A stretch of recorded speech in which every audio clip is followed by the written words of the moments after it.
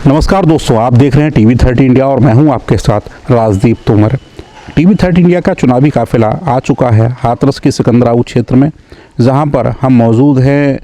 इस समय हमारे साथ जाहिद अली फौजी जी हैं, जो कि समाजवादी पार्टी के नेता हैं, वर्कर हैं और समाजवादी पार्टी से प्रयास कर रहे हैं यहाँ से जो चुनाव लड़ने का भी एक संभावित प्रत्याशी भी हो सकते हैं। हम बात करेंगे जाहिद अली जी से। जाहिद अली जी, सबसे पहले तो आपका स्वागत है टीवी 30 इंडिया पर। बहुत बहुत शुक्रिया, मुझे टीवी 30 में ये आपसे बोलने का मौका मिला, मुझे अपनी बात रखने का मिला। सबसे पहले मैं आपका स्वागत और इस्तकबाल करता हूँ। फौजी साहब, आप समाजवादी पार्टी से लंबे समय से जुड़े हुए हैं, तो काफ़ी लंबा समय आप, जैसे कि हमें जानकारी मिली कि 93 से, जो सन 93 से आप जो समाजवादी पार्टी, क्योंकि 92 से समाजवादी पार्टी का गठन हुआ, 93 से आप एक कार्यकर्ता के रूप में कार्य कर रहे हैं। ऐसे में यहाँ पर लंबे समय से जब आप कार्य करते चले आ रहे हैं, तो आपको क्या लगता है कि अब ज़मीन है समाजवादी पार्टी की सिकंदराऊ क्षेत्र में जो चुनाव जीत सके? अभी तो फ़िलहाल ज़मीन इतनी बड़ी तैयार है कि लोग ऊब चुका है भारतीय जनता पार्टी से, क्योंकि भारतीय जनता पार्टी ने ऐसा कोई विकास कार्य नहीं किया जो कहती थी कि हम विकास कार्य करेंगे। ऐसा कोई जनता के हित में नहीं किया, तो जनता को मजबूरन दूसरी सरकार को बदलना पड़ता है।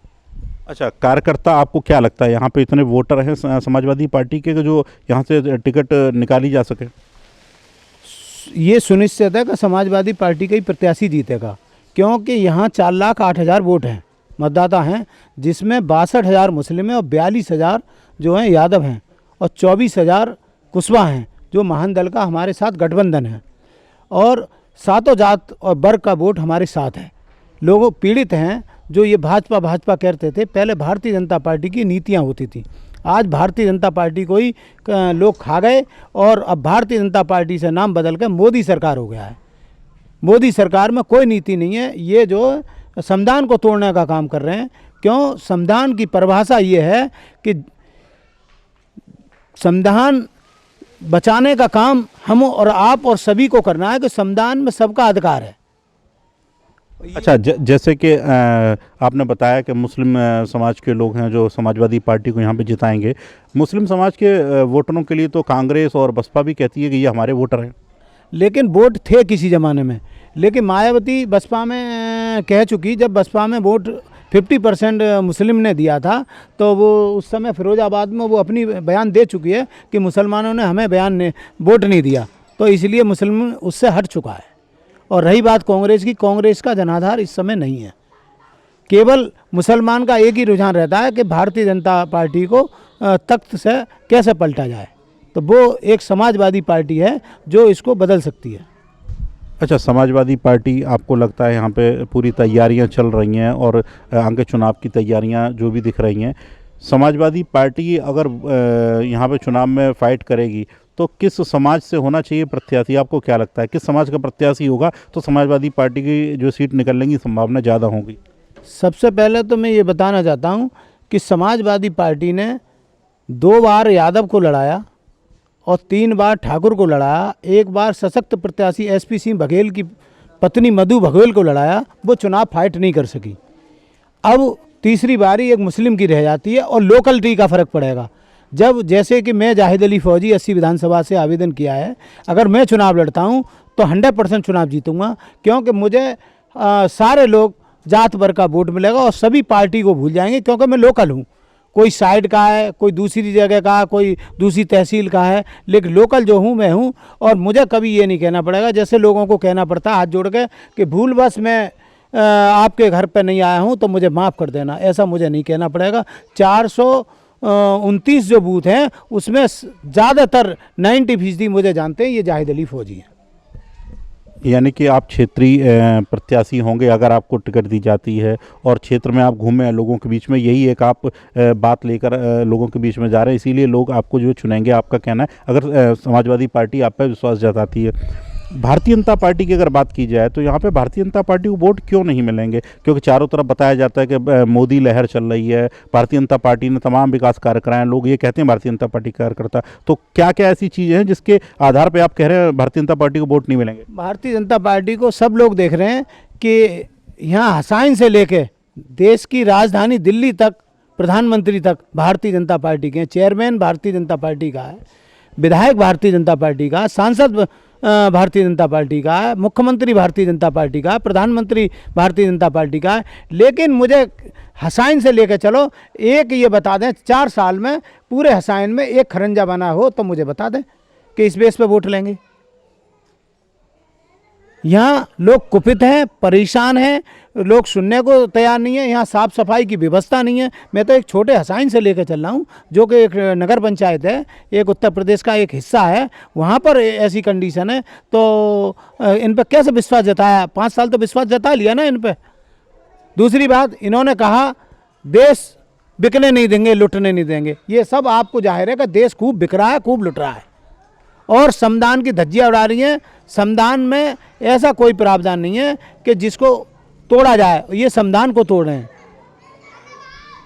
क्यों कि तेल, यही स्मृति ईरानी 350 रुपये का सिलेंडर था तो ऐसे हाथ उठाकर कहा करती थी कि 350 रुपये का सिलेंडर, कांग्रेस के ज़माने में ये तेज़ी है। आज 1000 रुपये का सिलेंडर है। मैं पूछना चाहता हूँ कि स्मृति ईरानी कहाँ है?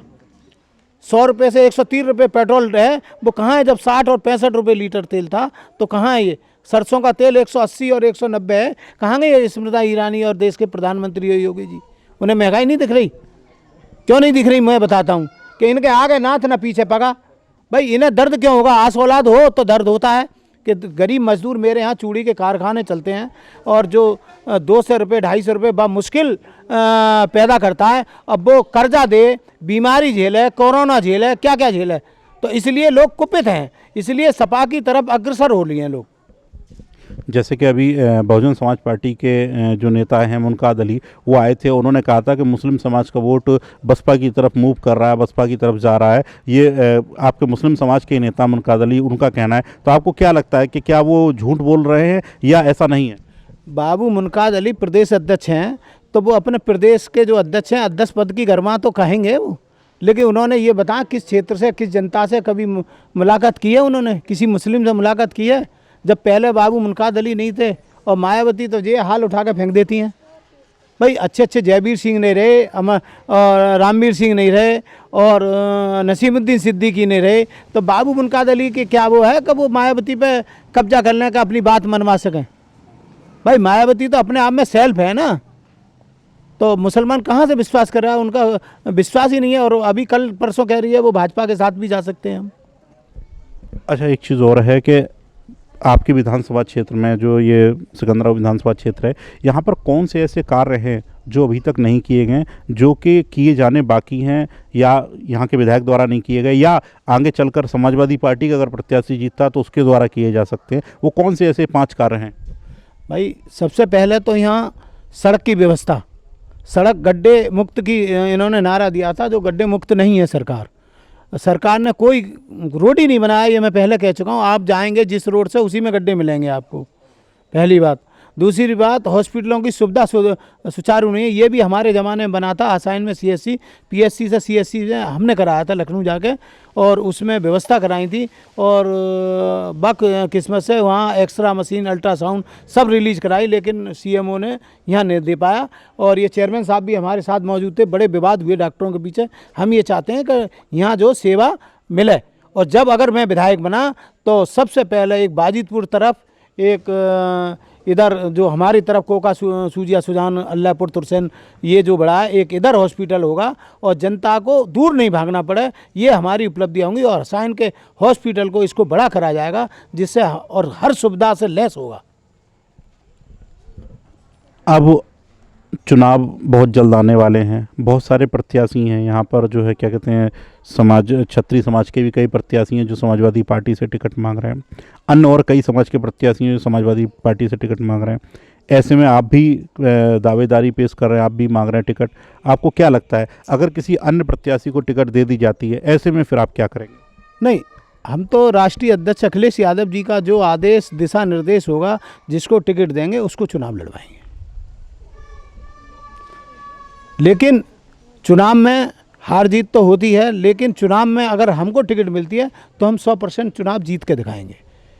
क्योंकि उनका यहाँ 4 आदमी नहीं है, मान लो शासनी से आ गए और अदरवाइज जगह से आ गए, या बॉर्डर लाइन से आ गए, या बरौली से आ गए, तो उन्हें कौन जानता है? वो तो चुनाव लड़के भाग जाएंगे। जनता ये सब समझ चुकी है ना। बीजेपी ने ये सब सिखा दिया है ना, धोखाधड़ी से वोट ले लिया और हमारा वोट ऐसे ही चला गया और हम ही परेशानी झेल रहे हैं। भाई कोरोना काल में क्या हुआ, यहाँ मजदूर लोग थे, उनकी भट्टी भी चलती थी, उन्हें उठा उठा के बंद कर देते थे, उनके कार नहीं चलते थे। उनके बंगाल में 100 करोड़ रुपया रोज़ खर्च हो रहे हैं, रोज़ में रैलियाँ मीटिंग हो रही हैं, मध्य प्रदेश की सरकार गिर रही है, ये उनके कारनामे थे। उन्होंने गरीब जनता को देखा ही नहीं मुड़ के। भाई उन्होंने तो हिंदुत्व के बलबूते आई, जब हिंदुत्व के बलबूते आई तो 85% हिंदुत्व है, तो हम ये कहते हैं 85% का क्यों शोषण कर रहे हैं आप? भाई 15% का शोषण करिए, 85% का क्यों कर रहे हैं? 85% को गैस खरीदनी पड़ी है, 85% को तेल खरीदना पड़ता है, 85% को और ज़रूरी सामान खरीदने पड़ रहे हैं और पेट्रोल खरीदना पड़ रहा है। तो बताओ क्या नहीं खरीदना पड़ा? 85% का शोषण है। 3 लाख कंपनियां उन्होंने बंद कर दी, जो मजदूर हमारा गरीब और जाता था। दूसरी बात, ये मंदिर मुद्दे पे आई थी, कोई भी मुस्लिम नहीं बोला। मस्जिद शहीद हुई तो कोई मुस्लिम नहीं बोला, मंदिर बना तो कोई मुस्लिम नहीं बोला। तो ये मंदिर मस्जिद की बात करते हैं और हमें बांटने का काम करते हैं। दूसरी बात, ये 44 सैनिकों के बलबूते आए थे। आपको मालूम है, एक पुलिस की गाड़ी जा रही हो तो आपकी इतनी हिम्मत नहीं है एक मोटरसाइकिल आगे करके ले जाएं। तो वहाँ तो पूरे आर्मी अपने आप सेल्फ डिपेंड है, मैं आर्मी से हूँ, तो वहाँ ये RDX बीच में कैसे आ गया? इनकी साजिश थी।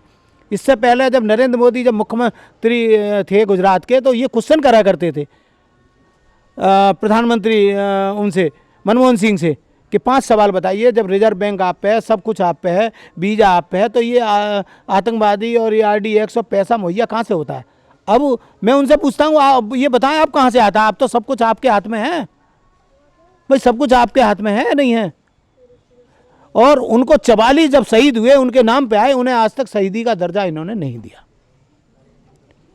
तो इससे हमारा एक सैनिक प्रकोष्ठ है, इनसे भारतीय जनता पार्टी से सबसे ज़्यादा खिलाफ है कि हमारा जो सबसे ज़्यादा बेनिफिट किया वो माननीय मुलायम सिंह जी ने किया। अपने रक्षा मंत्री कार्यकाल में उन्होंने हमारे पार्थिव शरीर लाने का काम किया, जो महीना भर हो जाता, 2 महीने हो जाते थे, 6 महीने हो जाते थे, लेकिन हमारे नई शादी होती थी और वो विधवा बन जाती थी, लेकिन उनकी शक्ल तक देखने को नहीं मिलती थी। आज माननीय मुलायम सिंह की बदौलत है, जो बहुत से सैनिकों के लिए उन्होंने कार्य किए, जो हमारा पार्थिव शरीर लाने का काम किया, और भी व्यवस्था उन्होंने की हम लोगों के लिए, तो हम भुला नहीं सकते, उनका इतिहास में नाम लिखा जाएगा।